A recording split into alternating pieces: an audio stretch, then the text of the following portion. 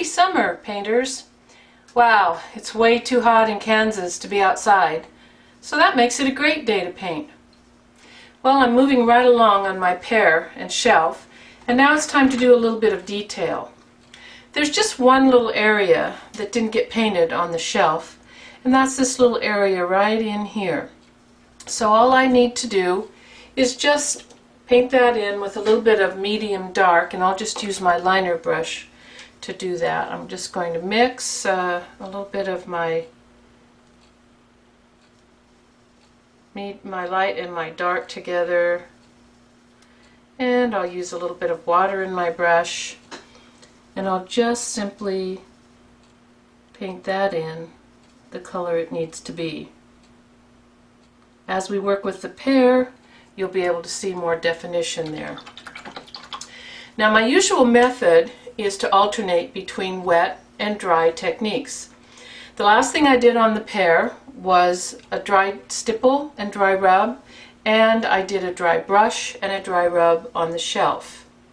So the next thing I want to do is a wet technique. Now, I could do another full glaze, and in some cases that's what I would do, but I can also do a controlled glaze, otherwise known as a float. First, I'll show you my traditional wet, float, and mop method. I'm just going to use a regular flat brush, any flat brush that you have in your acrylic box, and I'm going to use plain water. I want to moisten the whole pear with the water. Now, I don't want to scrub this water in. I just want to lay it on there and leave it alone. I want to wet a fairly large area so that it'll stay wet a little bit longer. Now, it looks like I might have gotten a little too much on there, so let me blot just a little bit off. It's very warm in my room, so it's hard for me to tell just how wet this is. Now, I'm going to side load, which means, to me, it means that I'm going to put half of my brush down in the center part of my paint puddle, and on my palette I'm going to blend that just a little bit so that I've got paint on half the brush. So I'm going to come back. Like I said, it's really warm in here today, so I'm going to wet that again just to make sure that I can do it. I'm going to wet the pear, and I'm going to float that color right exactly where I want it. I'll go back and pick up a little more, and then blend it out by walking it. We call that walking it out. I'm not sure why it's called walking. It's more like tapping. Now, I don't try to smooth that with my flat brush. I'm going to pick up my mop brush, and I'm going to use it dry. I'm going to just gently tap straight up and down on the mop brush. I don't want to scrub with it, even though we scrub with a mop, but we're just going to tap this straight up and down until the dark color that we applied begins to smooth out and the surface dries. Now, I don't really do much of this type of floating anymore, ever since I started doing what I call a magic float. A magic float is a little bit easier to handle, and I can add color exactly where I want it. So I think I'll add some dark values back into the shelf by doing my magic float. The magic float can be done with the Bringle blenders, either the flat, the oval, or the round, depending on the shape of your object. I'm going to be using the oval one. I think it's kind of nice to manage. We are going to wet the brush. We're going to blot it off. It's damp, but it doesn't make your fingers wet. The magic float can be done with the Sonja retarder, the gel retarder, or the magic mix. Today I'm going to be using the magic mix.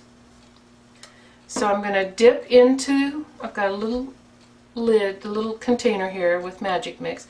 I'm going to dip in just a little bit. You can see that I don't have very much on my brush, just a small amount, and on the palette I'm going to blend that into my brush. If I feel like it's maybe a little bit too much, I'll just blot some off, and maybe I had too much water in the brush. but I don't want it to feel real slippery on the palette. Okay, then I'm going to pick up my dark value from my shelf. I'm picking that up on the tip of the brush, and I'm going to blend it in just a little bit. Now I can place this color wherever I want it. Just place it down. The magic mix will help it to stay open a little bit longer, so that after you place the color, you can blot your brush, and then just lay the brush down on the flat part and rub. You can rub in a circular motion, you can rub in a linear motion to blend that color out where you want it. Again, a little tiny bit of magic mix, blend that into the brush, and I can go right back in here actually to my wet dark value, and I'm going to place this just right where I want it. Blot the brush a little bit, and then with a circular motion or a linear motion, either one, lightly touching, just blend that color out. I've got magic mix right here on my palette, so I can pick up a little more of that, a little more of the dark value, and I can place this exactly where I want it.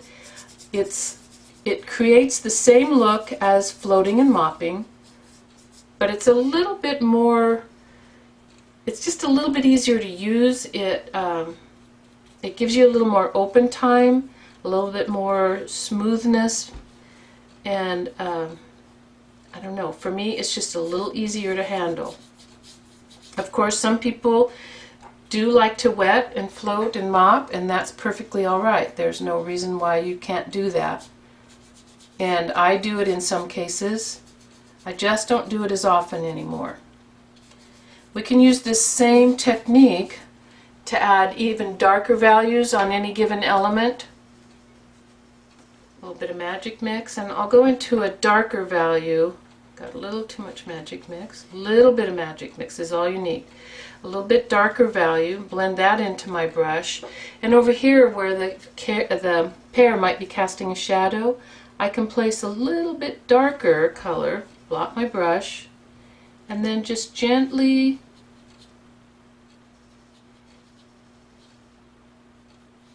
blend, touching it ever so lightly. Be sure that the surface you're working on has dried so that you don't pick up your previous application. We can also do some tints with the magic mix and the magic float. So I've got my magic mix, I'll just pick it up off my palette here instead of going into the container. I'll pick up some red to put on the pear. So I've got a tiny little bit of red on my brush. I'll just blend that into the brush, so I don't want to have a lot on there, I just want to have a little. And I'll place this right where I think I want to have a little bit of a blush on the pear. Place that. If you need to, you can blot your brush and then just use a little circular motion on the flat up part of the brush, not up on the tips. You want to flatten the brush out and just blend that out so that you have that nice smoothness to it. A little more magic mix, a little tiny bit more red, and we can put another tint right in here maybe. Put tints wherever you want them.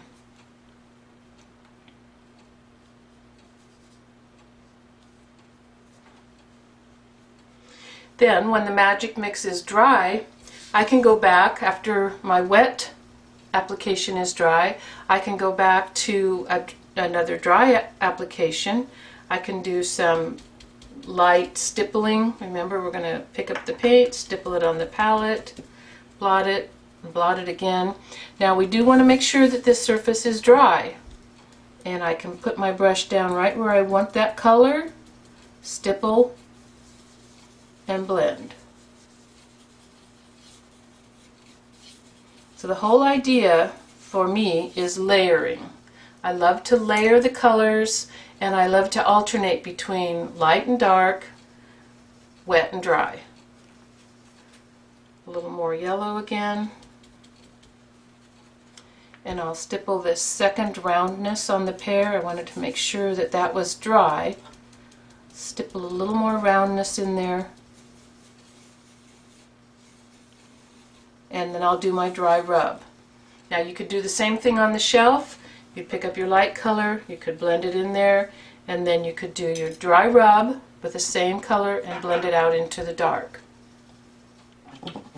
A lot of times the painters ask me, how do I make a decision? How do I decide whether I'm going to use a wet technique or a dry technique? So here's my basic rule.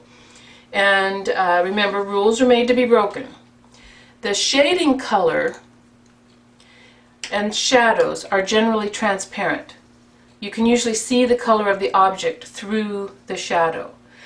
For the most part, tints are also transparent because they're just little hints of color, like the blush on a cheek, and you can usually see the color of the object through the tint. Light values and highlights are generally opaque, which means you can't see through them. When light bounces off of a surface, it generally blocks the color of the object, or it at least creates a denseness that you can't see through. Wet techniques such as glazing, floating, magic floating, create transparent color, and I usually use these techniques for shading and for tinting. Dry techniques such as dry stippling, dry rubbing, and dry brushing create opaque color, and I usually use these techniques for creating the color of the element and for the highlight colors. Like I said, of course, there are exceptions to this rule. Sometimes I need a very dark color and I'll dry brush or stipple it in place, and sometimes I'll glaze or float a light color in order to smooth things out. You'll learn how to make the choice after you've used the techniques a few times. Well, that's all I've got for you today. Next time I want to show you how to create texture using my techniques. I'll see you then.